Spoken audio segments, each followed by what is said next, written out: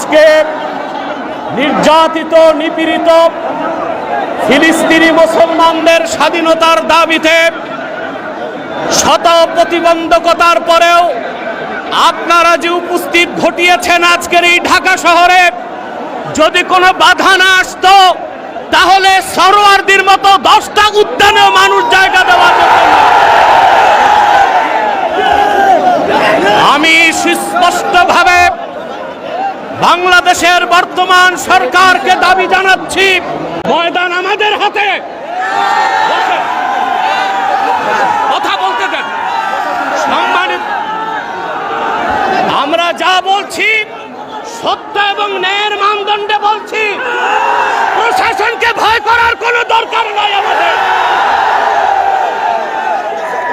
বাংলাদেশ সরকারকে রাষ্ট্রীয়ভাবে জাতিসংঘের কাছে প্রতিবেদন করতে বলছি।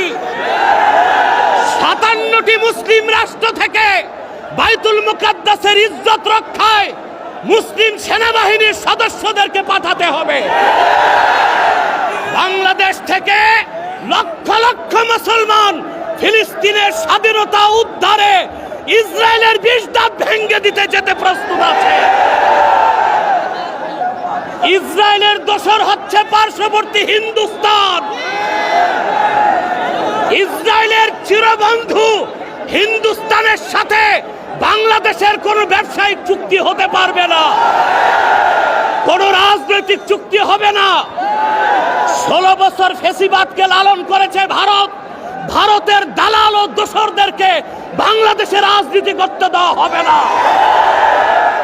আমি তাহরিকে খাতমে নবুয়ত বাংলাদেশের পক্ষ থেকে আপনাদের কাছে একটি আবেদন করছি। আমাদের স্লোগান হচ্ছে মাসলাক যার যার দিন ইসলাম সবার। আজকে তার প্রমাণ তাহরিকে খাতমে নবুয়তের আমির দেখাতে পেরেছে। সম্মানিত সুধী, আমি একটি আহ্বান করছি, কুখ্যাত কাফের কাদিয়ানীদেরকে রাষ্ট্রীয়ভাবে অমুসলিম ঘোষণার দাবিতে সকল মাসলাকের মুসলমানের নেতৃত্বে তাহরিক সরওয়ার দিতে বাংলাদেশের ইতিহাসে বৃহত্তম মহাসমাবেশ করতে চায়। কারা কারা প্রস্তুত আছেন হাত তুলে দেখান। আখির দাওয়ানা আনিল হামদুলিল্লাহি রাব্বিল আলামিন।